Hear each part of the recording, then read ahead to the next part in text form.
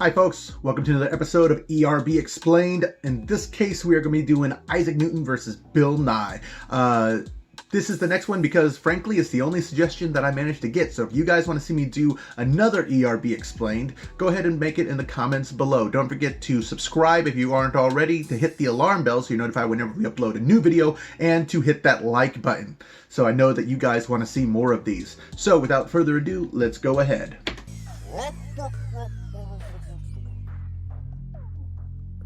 Bill Nye.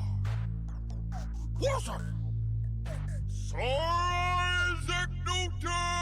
Begin! Of all the scientific minds in history, they put Beaker and a bow tie up against me. I'm a master. I discovered gravity. I dropped rhymes like they're falling from an apple tree. Okay, so a couple of things real quick. One, I am super biased in this in this battle for the fact that first of all, it's bloody Isaac Newton, and second of all, it's played by Weird Al. How can you go wrong with any character played by Weird Al?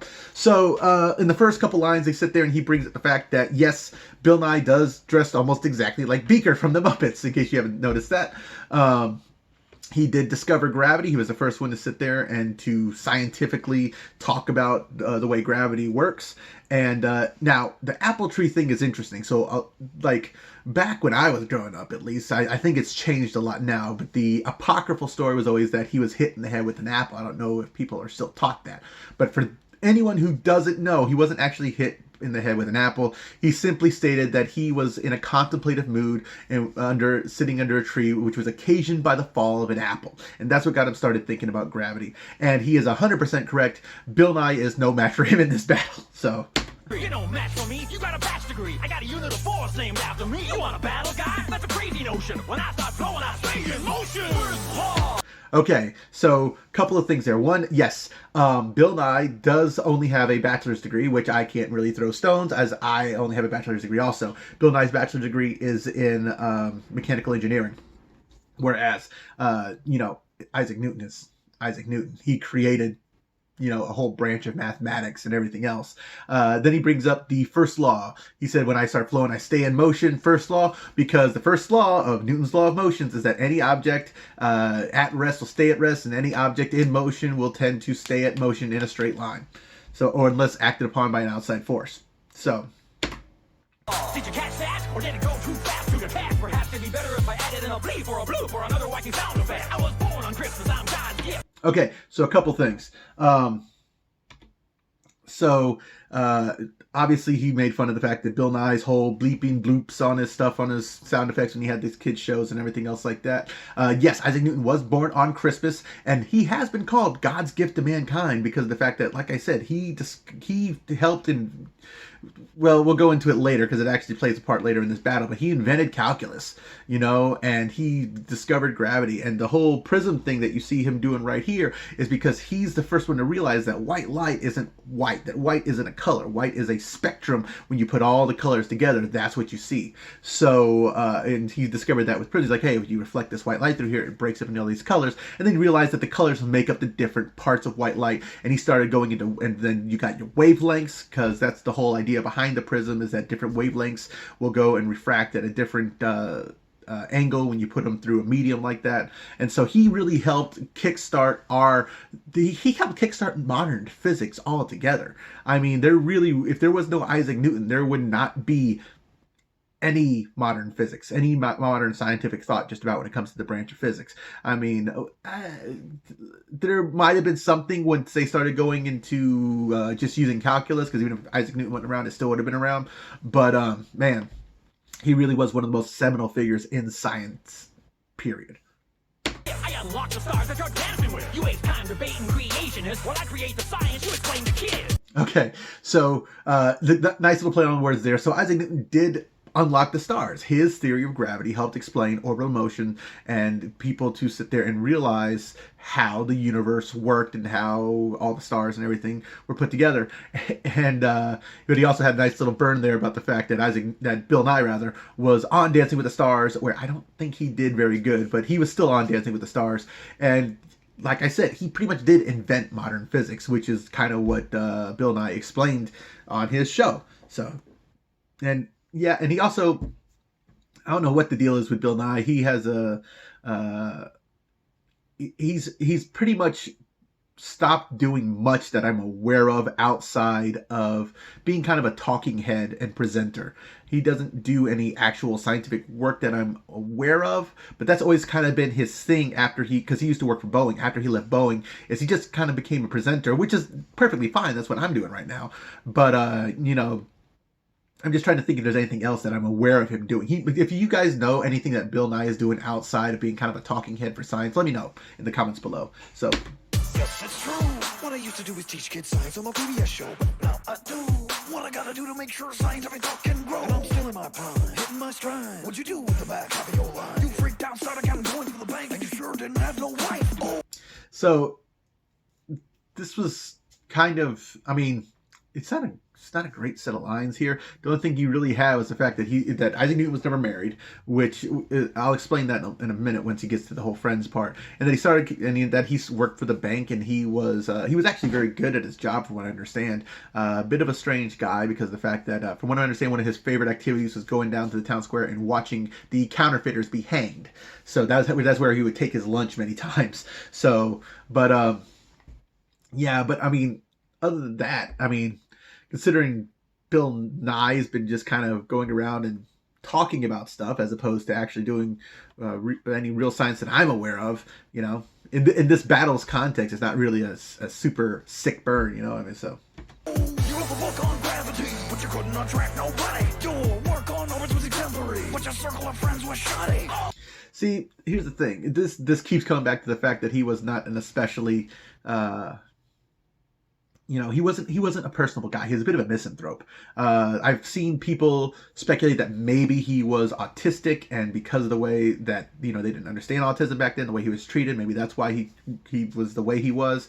But the fact is, he was renowned as pretty much a world-class jerk, which I doubt. I don't think it was because he was autistic. It's probably just because he was so brilliant, and that's the way a lot of brilliant people are. They tend to be kind of jerks.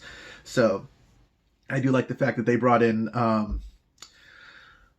what's his name? Arthur C. Clarke in the background here for the Burns. This guy's another guy who got famous off of being a presenter, although I believe Arthur C. Clarke was famous as a writer also, and definitely helped spread the popularity of science. So. You don't want to mess with the guy, Bill Nye. A rap sharp like a needle in your arm. Stick to drinking that mercury, because I hypothesize that you're about to get beat. Well, so later on in life, he was drinking some mercury compound, because he was all into alchemy and everything else like that. The only thing is that Bill Nye is wrong in his hypothesis, as the rest of this experiment shall prove. Isaac Newton's about to finish stomping him.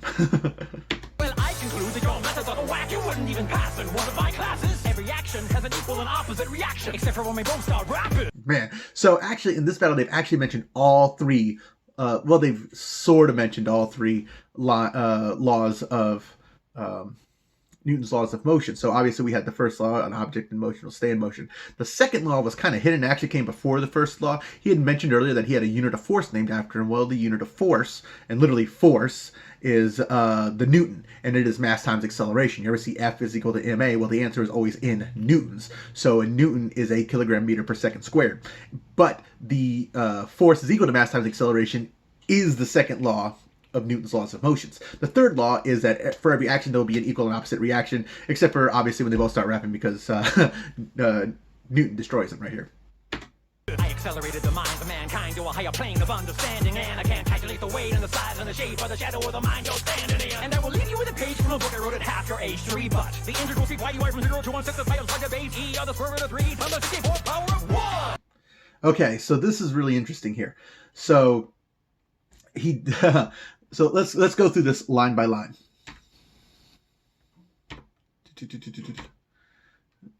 Okay. So I accelerated the mind of mankind. So don't forget.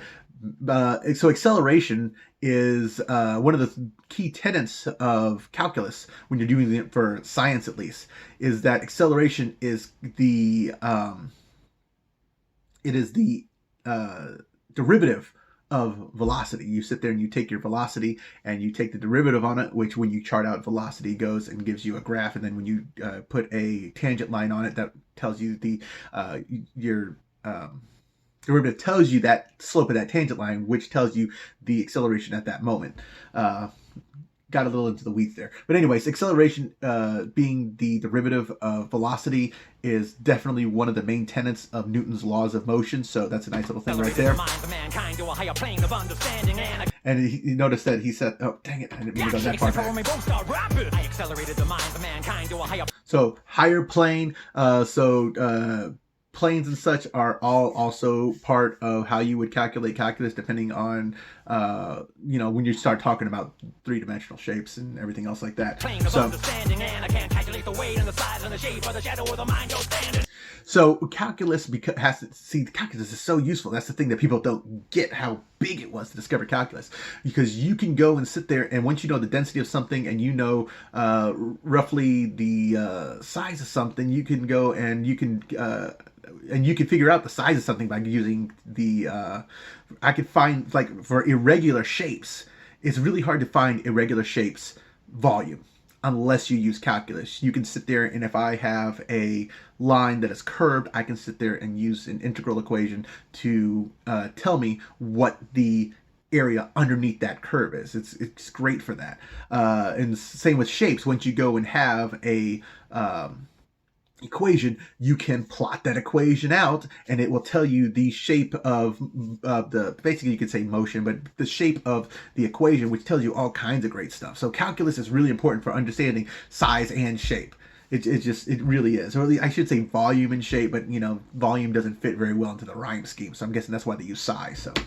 And I will leave you with a page from a book I wrote at half your age 3, but the integral C y from 0 to 1 6 the pi of the base e of the square root of 3 times the 64 power of 1. Okay, so that equation on the blackboard there, you see it. You can't see the integral because he's standing in front of him. It's got the integral from 0 to pi over 6. The integral from 0 to pi over 6 of secant y to dy is equal to the natural log of the square root of 3 times I, which is the imaginary number to the 64th power, is actually a Newtonian equation that he went and he created as he wrote the proof out for it, basically proving that equation is true. So I love the fact they actually used an actual equation that Newton wrote the proof of for this line, and the fact they managed to make it rhyme is pretty darn incredible. So. Why don't you pick on the brain your own size? We got a badass over here. Plus I got your back now. Okay, so one, he's like, why don't you pick on a brain your own size? Kind of implying that, yeah, Nye never stood a chance, which he never did. For those of you who don't know, this is Neil deGrasse Tyson. Is Neil deGrasse Tyson as brilliant as Isaac Newton? I'm going to postulate no on that. And it's not because there's anything wrong with Neil deGrasse Tyson. He is a brilliant, brilliant man. But we're talking Isaac Newton. We're talking one of the most brilliant scientists to have ever lived in the history of mankind. One of the most seminal figures in science. So yeah, no, it's not even a brain his own size. It's totally still a mismatch. And then obviously they brought up the whole meme, oh, we got a badass over here, from that's become very famous, which is one of the reasons that Neil deGrasse Tyson has become such a pop culture figure. Astrophysics black guy, hating planets every fly. By the way, the answer to your little calculation is I. Okay, so I kind of like the astrophysics black guy part because in modern culture, that's kind of how people know him. He's the astrophysics black guy, because Neil deGrasse Tyson was really the first modern African-American astrophysicist to come into prominence. Now, since he has done so, there have been several others who've gotten to be really big. It's much easier now for astrophysicists in general to become big because of social media and YouTube and everything. The most prominent I can think of is Dr. Mugega over on the Because Science channel, which if you're not watching it, go watch them. It's a great channel. I love that channel. And although I'm not sure if she's actually if she has a degree in astrophysics. I know she's like basically looking out for asteroids and stuff at the Jet Propulsion Laboratory. I believe she has an astrophysics degree. If nothing else, I think she has a physics degree. But anyways, yeah. But Neil deGrasse Tyson was really the first African American physicist to come to prominence. First because back in the late 90s, early 2000s, you had his Star Talk radio program, and then it evolved into the Star Talk podcast, which has become much more famous. And Obviously, he's in documentaries, and he is basically when it comes to watching documentaries or watching anything about science. Far as the directors are concerned, there's only two physicists in the world. There is Neil deGrasse Tyson, and there's Michio Kaku. And you might not know him by name, but you know Michio Kaku. He is the older Asian gentleman with the longer white hair. So if you've ever watched a scientific documentary, you're almost certainly going to find either Neil deGrasse Tyson or Michio Kaku on there. It's kind of funny. But no, he is a very seminal figure in physics right now because he has helped popularize physics to much of the nation. So, oh, and yes, the answer is I. When you have the secant y to dy from 0 to pi over 6, the natural log of the square root of 3 is equal to I to the 64th power. And that was Newton's equation that he sat there and proved. As an I put the swag back in science while Isaac Newton was lying and sticking daggers and Leibniz and hiding up inside his attic on some Harry Potter business. The universe is infinite, but this battle is finished. Okay, so the whole... Well, okay, we're done. So anyways, I'm going to start this up in a second because I want to look at the graphic at the end. So the whole thing about Newton putting daggers in Leibniz. So I mentioned that Newton invented calculus. Well, it was two people invented calculus at the same, or discovered calculus, I should say, not invented, but discovered calculus at the same time, Isaac Newton and Leibniz. And Leibniz, it looks like, from what we could tell, it looks like they were both independent discoveries. They did not copy off each other, did not steal their work or anything else. They both came up with this idea separately.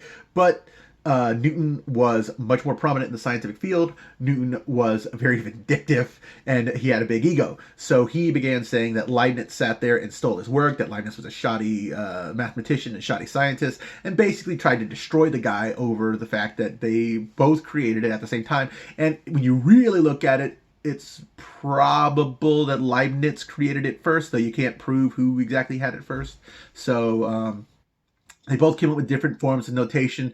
In mathematics, I believe it's mostly Leibniz, and in physics, it's mostly Newton. It might be the other way around. I didn't look it up before this to see who did what, but the Harry Potter business is later on in life while he was...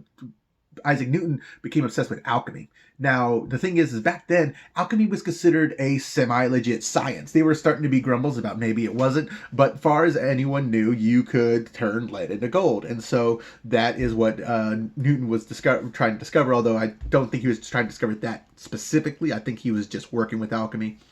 But that's also related to the whole mercury thing they mentioned earlier.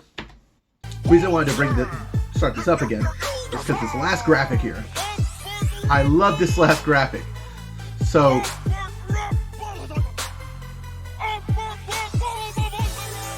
all right, so orbital motion. Let's go ahead and back this up a little bit. There it is. So the red line is obviously when you have something that is going too quickly, the velocity is too great, it will escape the gravitational pull of the planet and go off into infinity. The second line is where you don't have enough acceleration or your entry angle is too low and it'll just crash and burn. And the third one is the correct acceleration at the correct angle. You end up in a stable orbit around a planetary body, and this was one of Newton's, also one of his primary things when he came up with gravity, was doing orbital motions. So, okay.